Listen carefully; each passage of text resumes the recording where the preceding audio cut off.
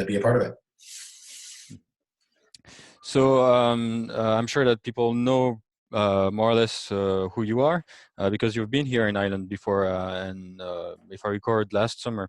And but can you give us a little bit of insight about your start in hockey?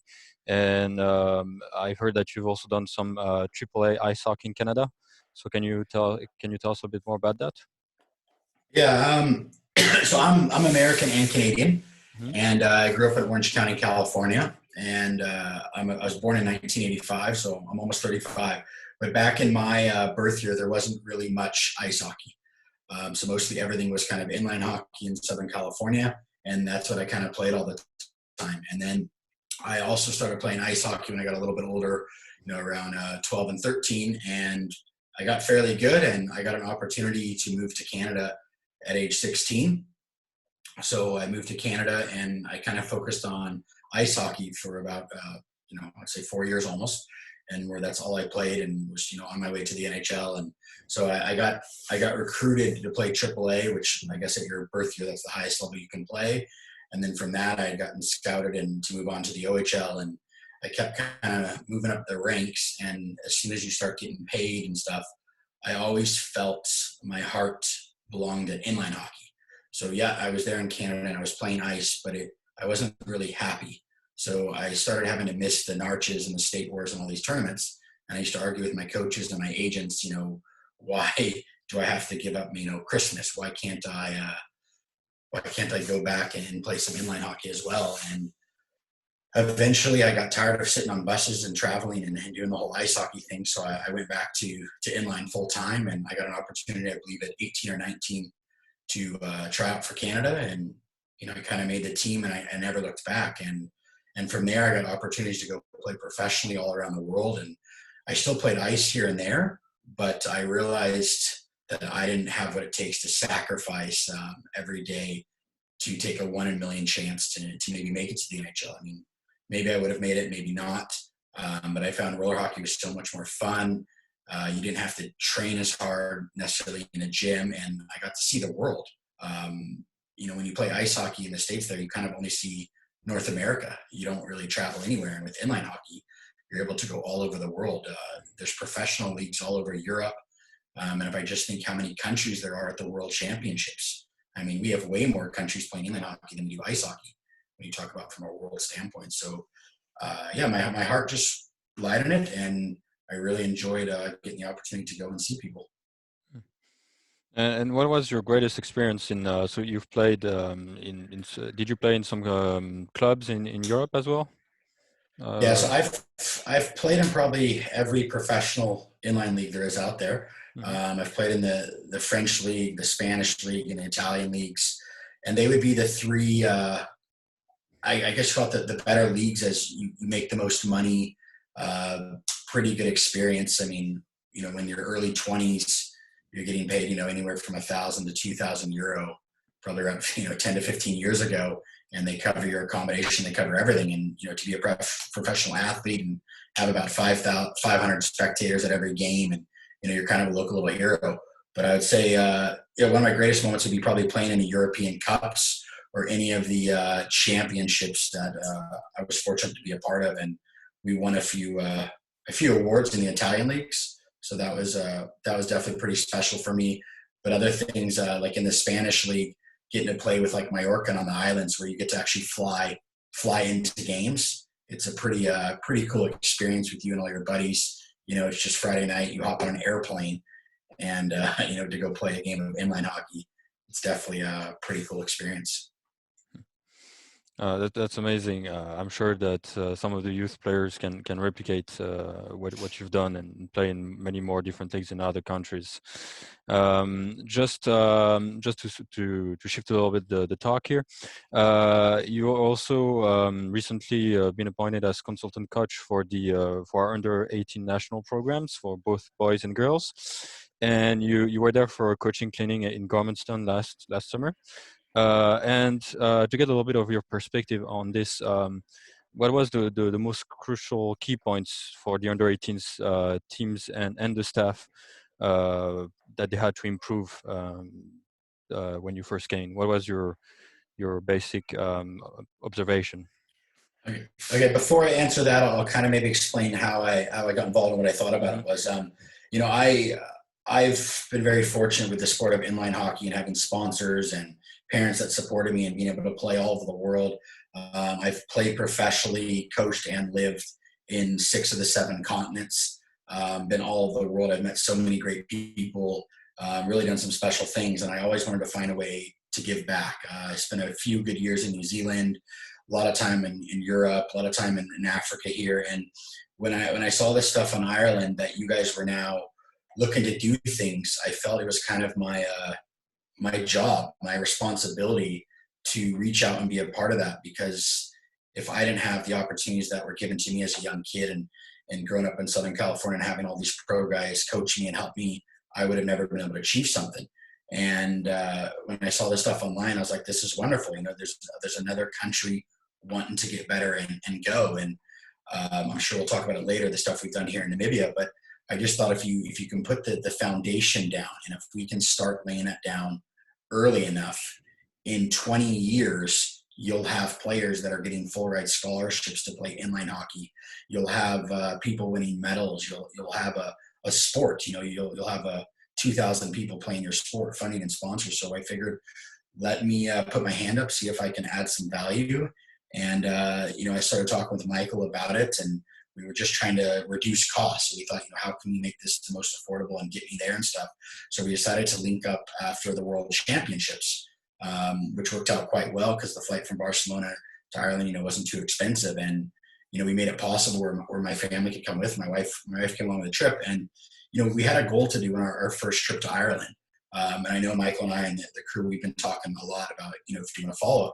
But the establishment for the first trip was kind of to meet everyone and build the foundation. So although we tried to spend a lot of time with myself seeing as many kids as possible, the main purpose of the trip was the coaches. And we ended the whole thing with a full day workshop with about, I think with 30 different coaches that were there. And it was really to get the coaches at a higher level, because it doesn't matter how good each kid is. If they don't have the right coach and the right mentor, they're never going to get to that next level. So that was our focus. And I mean, when we get there, what I saw was I was blown away with the amount of effort and time and passion the Irish have for inline hockey. Because obviously it's not one of your top sports.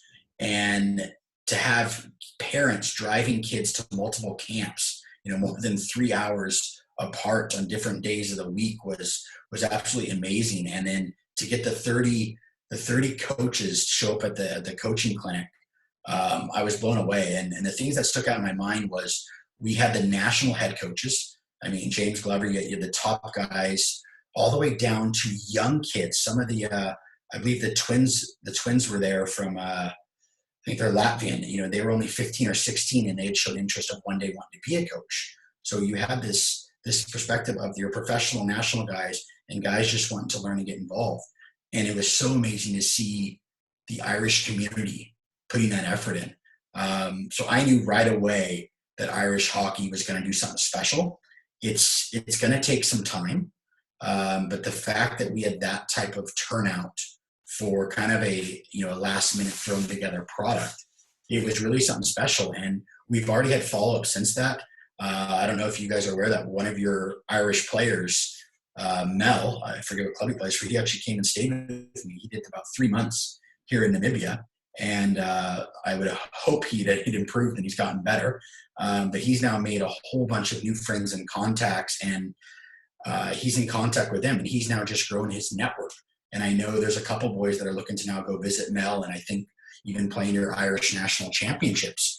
So it's just amazing what sport can do for you, and with you guys. And the under 18 program is the perfect opportunity, because the young boys and girls, they're becoming adults, and it's no longer mom and dad's job to get them to the rink. I think at that age, they're making the choice. So you can, as a coach, you can really push them a bit harder, because you know it's them wanting to be there, and it's not mom and dad dropping little Johnny or Susie off of the rink. So it's a great time to be involved with coaching. And so So that's a great story here. And from when you saw when you met the coaches, what were the most important advice that you gave them on that day?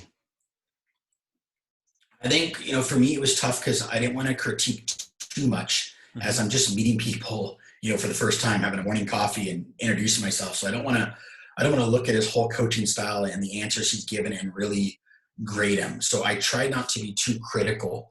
But the things I tried to get out of people was I wanted them to stand up in front of a room and explain to me, who, I guess I was paid to be there, why they coach and to have their peers around the room to listen to what they say. The top guys, I'm coaching to win medals. And then, you look over the room and there's the youth development guy and he'd be like, whoa, why you're coaching for medals? Hey, I'm coaching to put smiles on children's faces, and this guy. So I think everyone has a different goal and everyone is just as important. So if you look at your head national coach of your program, his job is going to be different than somebody doing development hockey. But if he doesn't have the coaches and volunteers teaching learn to skate and teaching the children the correct way to stop, to turn, to pivot, bending your knees, any of those basics, he's never going to get his players ready at a national level because, the foundation wasn't correct. And that was the biggest thing I saw with the older boys that had already, been to the Sparta Cups and they were already actually playing Worlds. Some of them had only started at age 15 and now they're on the under 18 team. They have so many bad habits. It's really hard to go and fix those things. So that's where I think with myself and Michael and the board, we wanted to try to educate the youth coaches that if we can start teaching the kids the right techniques and get more people playing the sport, making it more attractive, more fun. So the idea is if we can get 5,000 under 10s playing the sport, well, in 8 years, those kids are going to be 18.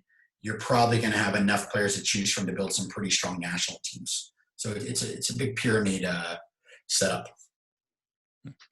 And I'm already to understanding that. So you've been to Namibia and you helped the program in Africa there, and we've seen basically the work that has been done in the latest World Roller Games in Barcelona.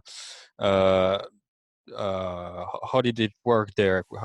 How can we mimic this kind of success, for example? Yeah, and Namibia is a funny story. I came over in, I think it was 2008 or 2009, and I still live here. I've been here, I think, 10 years. I originally came for 1 year. I came for 1 year to coach, and they have 5 clubs here, and I was the head coach of one club called the Coastal Pirates here on the coast, and I coached every division. So it's like one club, and you've got the under 8s, 10s, 12s, 14, 16, 18, and then you've got your open guys, your ladies, and your dads. And from that, when I was here, we developed other divisions, and we added a ladies masters division, which was kind of your moms, and then we started with the really young ones and got the 5 and 6 year olds playing to learn to skates. And what was interesting is I found there was 5 clubs here, all spread out through the country, and 4 of them had international coaches.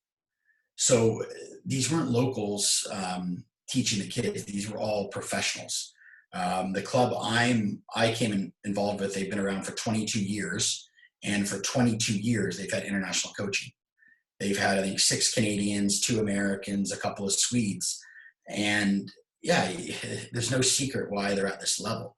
If you see the facilities we have built here in Namibia, I believe personally we've got probably top 5 rink in the entire world. The one that is right by me and we work down by, it's unbelievable what they've put in here. I mean, full size, we put our hand up to host worlds. And when you talk about the results of the kids, although we only have 500 active players in the entire country across the whole board. So if you look at the under 18 team, our head coach, if he was lucky, would get maybe 20 kids to show up at tryouts. So he's only really cutting, 6 to 8 kids. But the level is so high because we put a long-term development program together for the country way back, I think, in 2013, where we had this group of kids that we said we were going to do like 5 years of NARCH. And now it's kind of turning to State Wars. So that under 18 team you saw at Worlds, I would say 75% of them have been on the same team for the last 8 years, and they've probably played in 10, if not more, international tournaments. So we've been sending them, from a very young age. We're, already, basically, if the parents can afford it, they're already going at age 8. They're traveling on a plane with the team, professional environment. They're going to these narches and state wars. They're playing in 2 weeks. They're playing almost like 35 games because we put them as many divisions as possible. And then we go, and we did the Sparta Cups as well to get them prepared. They do national training camps every month. So we'll do our tryouts about 10 months before Worlds. And these kids, I must say, they train. I've never trained so hard in my life, and that included when I was at the top of my game, Canada and America, as hard as the Namibians train. Impossible. That's all these kids do. It's like they all have this dream that they're going to make it to the NHL, and they want to be the best. That group of kids, I never thought, they could make it to 6 in the world or top 8. I thought that's crazy talk. You're Namibia, you're Africa. And, they just showed up at the rink every day and they trained, and they wanted to prove to themselves and prove to everyone else that just because they're born in a different part of the world doesn't mean they can't be number one in the world. And I think that's what's special about our sport is it doesn't matter what country you're from. Anyone can win, and it's all about who puts the hard work in. So that's what it goes back to Ireland. I say, if you guys get the foundation right, I would not be shocked if in 2030 the Irish are winning medals. That's how the world works. You put the work in now, you're going to reap the benefits later on. So it's all about being consistent in the end in terms of development. Of course, and I think it's knowing. You know what you know, but you don't know what you don't know. So it's not being afraid to ask for help. It's not being afraid to ask for expertise. So if these Namibian parents that started the sport, if they would have just tried to keep doing it as their own and be parents coaching their kids, where would they be? They would still be down there playing in parking lots and doing that. But they decided to form a committee and make a group, and they started fundraising. And they brought in international coaches. And then what do the international coaches do? They bring in their friends. We've had Sean Skinner come here. He's one of the world's best stick handling coaches in the world. He's Alexander Ovechkin's personal coach. He trains the Capitals, the Montreal Canadiens. And this guy came to Namibia for 2 weeks. When I coached, I got to train with him and all the kids. I mean, the knowledge and expertise these kids have been put through. It's probably better than what the Americans are going through. They just lack in competition. And that would be the same thing like in Ireland, is because you don't have as many teams and players, the kids get stuck playing the same kids every week, and they kind of figure out their habits. Whereas in America, you've got so many teams playing. It's a new person every time you play a game. And that's the only issue we have in the smaller countries is competition. And that's why, unfortunately, you have to travel. Yes, that's a common problem we do find indeed. Also mostly for the national teams, but also for the clubs. But we're starting to get some clubs trying to get to participate in other tournaments. We get, for example, Longford, who was about to do the Sparta Cup, but it's always comes up with the cost. So it's always an ongoing issue, like you said. No, of course, and I think what's very interesting is the style of play. So if Ireland is wanting to be number one in the world one day and do well on the world stage, if that's their goal, or maybe their goal is to do well on the North American circuit, the NARCs, the State Wars, maybe their goal is to do well in the European Cup, whatever that goal is, it's going to go back to the facilities. So the one thing I noticed in Ireland was the facilities, and there wasn't one facility that was anywhere near the size of what you guys play at Worlds. So you're at a disadvantage going into the tournament because you're training in the wrong, it's like you're going to run the 400 meter or, the 400 meter dash or whatever, but you only train 200 meters your whole life. Well, now you're going to get there and your breakout passes, everything's going to be stretched. The endurance, the fitness is all going to change. And I think that's the biggest thing when I watched the Irish boys play this year in Barcelona, was they played such a run and gun style. And, they got the puck, and as soon as they got it, they thought they had to get to the other side of the rink as fast as possible. And, and I talked to the coaches, why are you allowing your players to make so many mistakes? And then I saw the facilities. It's because the rinks are so small that's how your game is developed. That's the style of play you guys play. So maybe bringing a Canadian team into your building and your rinks, you would probably have the advantage. We would have to adjust the way we play. So that's my advice I kind of give to the coaches is you need to do your homework and know where you're going. You need to study up, for instance, on Colombia. You need to be studying what the weather conditions are with the heat and adjust your training. What size of rink, what size of pucks, what size of nets. And that's the stuff you have to be educating yourself on, because that's what the top 8 countries in the world are doing. We're watching video on everything. The Namibians, they watch video on the Irish guys from Sparta Cup. So just to be prepared in case they play each other again. So that's where I think you guys can really improve, and hopefully one day, and maybe it's Cork or it depends where it is, hopefully one day you guys can get that major national facility that can be utilized by your whole country, and you could host all your national championships and really have a place to prepare for the world stage. Because I think what you're doing in the country for locally is perfect. You don't need to change anything. But if you want to be up there on the world stage, it's going to be very, very tough without the correct facilities. I think you guys have the coaching in place. I think you have the right work ethic. I even think you guys have the players. But the facility, for me, that's definitely a big hurdle that you guys must be clever about to improve. Oh, that's very insightful. All this, I guess we have still a lot of work to do in Ireland. Just to talk a little bit about inline hockey, in general on the world stage, because you mentioned it. You talked, about sharing your knowledge and with young players in the talk, and we talked about the growth of players, in individual countries. But what do you see in the future for the world of world skate on the global stage? How the championships are going to evolve, the level? What do you see in the future about that? I think the future is very bright, but a lot depends on these next 2 years. Right now, the sport is heavily played in Europe, and it's so expensive to travel. And now with the COVID-19 and people not wanting to travel, this could be an issue. Our advantage to ice hockey was we're a much more affordable sport. We've got more people playing it. You don't need the expensive facilities.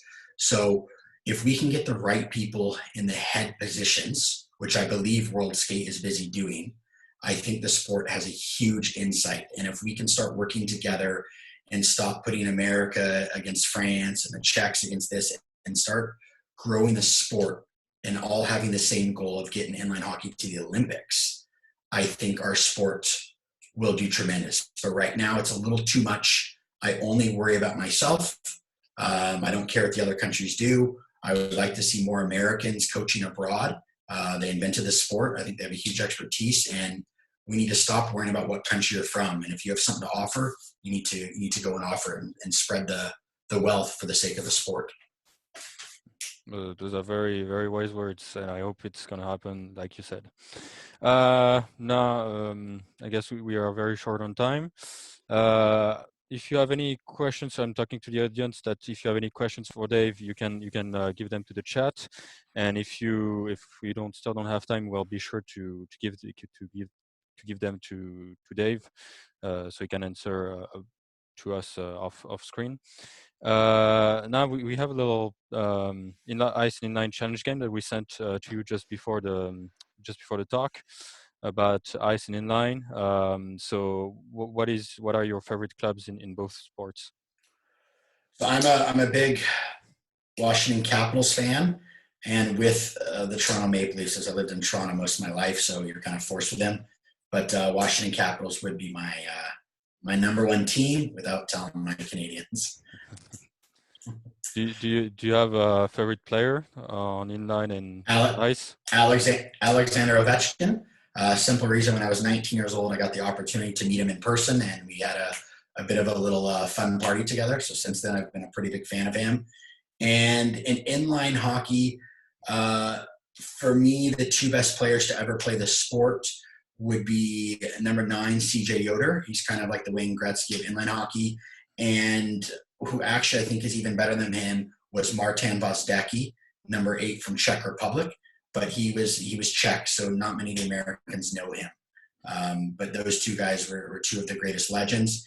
And in today's world, I'm a pretty big fan of watching somebody like Junior Cadiz play. Somebody that small that's been able to dominate at such a high level. He's nearly won everything in his sport, and he's played in every division. He's probably the most decorated pro player out there, and I quite like him. Do you have any favorite legends in ice hockey? Legends, I would say probably Brett Hull. I'm more of a shooter myself, and Brett Hull was also American and Canadian, so I think he would be my legend that I would relate most likely to. Okay. And what is your favorite rink, ice hockey rink and inline rink that you've played on or visited? My favorite inline rink, that's an easy one. That's here in Swakopmund, Namibia. That's the Dome. By far, I think the best rink I've ever seen in my life. And ice hockey, yeah, I've played in so many different facilities. I did have an opportunity to play in the Anaheim Honda Center where the Ducks played and stuff, but I would think would be maybe at the Mac Cup in Calgary. There was a great little barn there, full house, and I was about 16. I got to play against Sidney Crosby. So that was kind of a cool moment, even though we lost, but I would say that rink with the atmosphere was pretty special. And the last question for the end of the game, what is your favorite national team in both sports? If you have any. Yeah, definitely be Canada on both, but I think Namibia and Ireland would be a very close second for inline hockey. Smooth. That was smooth. So thank you, Dave. Thank you for answering our question. Now we have a little announcement. Oh wait, you have also an announcement to make. I think you wanted to give about you doing a traveling with some guys. Yeah. So I've recently just teamed up with the Palma Golden Knights Hockey Academy. Hopefully some of you guys have seen them, all the YouTube videos and stuff. And we're looking to launch Palma Golden Knights Hockey Academies around the world, and we'll be giving free clinics. So our sponsor and everything are basically pick up the bill. We'll be coming into countries. So I'm sure we can make a plan to come to Ireland once, but we're basically tackling all over the world, going in there, running a free clinic and developing stuff. And I've been put in a situation where it's not official yet, but I've been approached by World Skate to possibly take over Inline Hockey Africa. And I could see myself on the technical committee of World Skate. And my idea is to merge this with the Palma Academy. So I will hopefully have a step on the inside door that we can establish things a little bit better. And one of the other things we want to do is we want to take the universities and the scouting around to the world. So the Irish kids, the Namibians, the Australians, to give them a chance and get full ride scholarships to play in America or Canada. That's one of our objectives. Oh, that sounds amazing. Well, we also have another announcement for the Hockey Thursday Talk. So we'll be starting a Youth Hockey Thursday Talk. We'll give you the details later on Facebook about where we talk about gear maintenance, simple drills, YouTube channels that you can follow, inline hockey camps you can go to, etc. So keep an eye out on IHI's Facebook. Before we go and we finish, we have a birthday girl here today in the chat, Dorian. So happy birthday to you, and for your happy birthday, you get a Wolfpack sticker for your birthday. So we give that to you. So again, thank you again, Dave, for coming here. We're looking forward to welcoming you to Ireland again. You're always welcome. And thank you to everyone who joined today. And we'll see you next week for another Hockey Thursday Talk. Thanks again, Dave. Thank you, guys. Hey, stay at home. Stay safe. Thanks, everyone. Thank you. Thank you very much. Bye, and happy birthday, Darren. No, I'm Thank kidding. you. Happy birthday. Happy birthday. Thanks, Dave. Bye. Bye.